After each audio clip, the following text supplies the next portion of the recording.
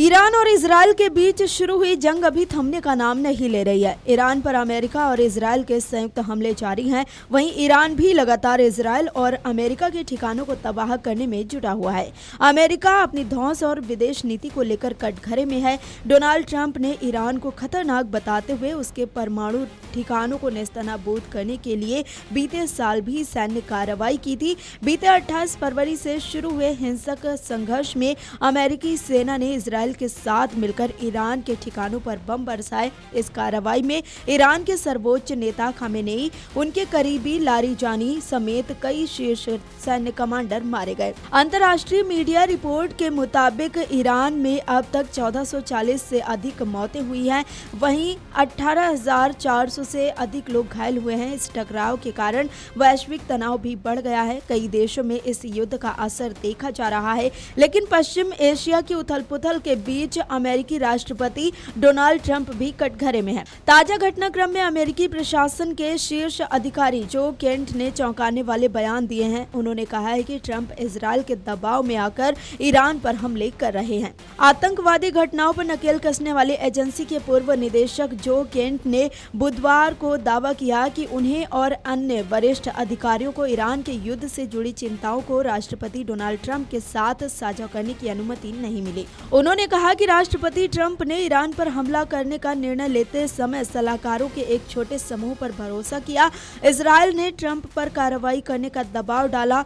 America को Iran से कोई खतरा है, इस बात के कोई पुख्ता सबूत नहीं थे।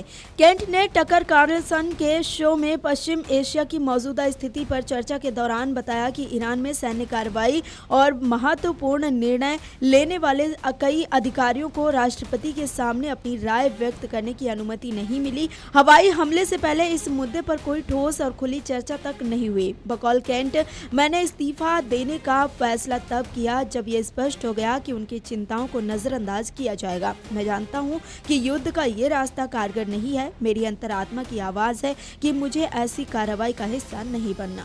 गौरतलब है कि जो केंट ने इसी सप्ताह ईरान में युद्ध को लेकर चिंता जताते हुए नैतिक कारणों का हवाला देते हुए अपने पद से इस्तीफा दे दिया। इस्तीफे के बाद उनके बयान से इस बात का संकेत मिलता है कि 28 फरवरी को ईरान पर अमेरिकी सेना का हमला कैसे हुआ। ट्रंप के निर्णय से जुड़ी ऐसी अंदरूनी जानकारी आने के बाद प्रशासन के भीतर गहरी चिंताओं को भी उजागर करती है।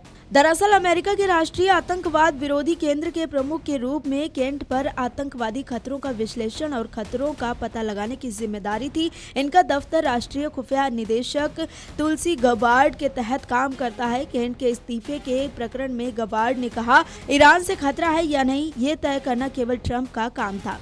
केंट ने कहा कि ऐसी कोई खुफिया जानकारी नहीं है जिससे पता लगता हो कि ईरान परमाणु हथियार विकसित कर रहा था। इजरायल ने पहले कार्रवाई करने का वादा करके अमेरिका को मजबूर किया। सैन्य कार्रवाई के कारण पश्चिम एशिया में अमेरिकी हितों पर गंभीर जोखिम मंडराने लगा। इजरायली अधिकारियों और अमेरिकी मीडिया के विशेषज्ञों ने ईरान से खतरे का हौवा खड़ा करने में मदद की। 28 फरवरी से शुरू हुई सैन्य कार्रवाई का निर्णय इजरायल ने लिया। केंट ने अपने दावे के समर्थन में विदेश मंत्री मार्को रूबियो और हाउस स्पीकर माइक जॉनसन के बयानों को भी रेखांकित किया। उन्होंने कहा कि इनकी टिप्पणियों से संकेत मिलता है कि अमेरिका ने ईरान में कार्रवाई इजरायल की योजनाओं के आधार पर की है। केंट ने कहा कि इजरायली प्रधानमंत्री बेंजामिन नेतन्याहू समेत शीर्ष अधिकारियों ने व्यक्तिगत रूप से ट्रंप से बात कर ईरान पर हमले की पैरवी की। अमेरिकी राष्ट्रपति को अक्सर ऐसी जानकारी दी गई जिसकी अमेरिकी अधिकारी पुष्टि नहीं कर सकते थे।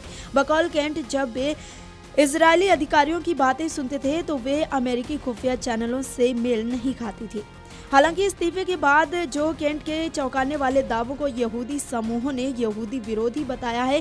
इस दावे का पुरजोर खंडन किया जा रहा है कि इजरायल ने अमेरिका को ईरान में सैन्य कार्रवाई करने के लिए मजबूर किया। ट्रंप ने ईरान में हमलों के अलग अलग कारण बताए। इस आधार पर युद्ध के निर्णय के पीछे इजरायली लॉबी का दबाव होने के दावे को खुद ट्रंप ने भी खारिज कर दिया है। Video desk amarujala.com।